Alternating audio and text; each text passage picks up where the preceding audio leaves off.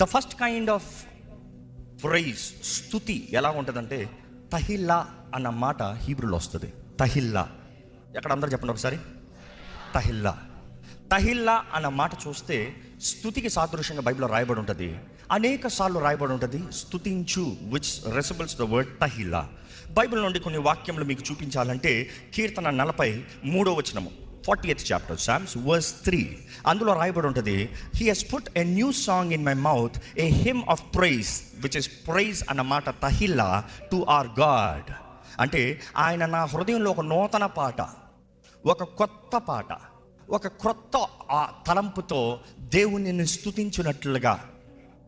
It has to be fresh, it has to be new, it has to be that joy, that celebration, it has to be the thing of praise. కానీ తహిల్లా అన్న మాట ఇంకొక చోట కూడా వాడబడుతుంది. ఎక్కడంటే యెహోషాపాతు విషయంలో.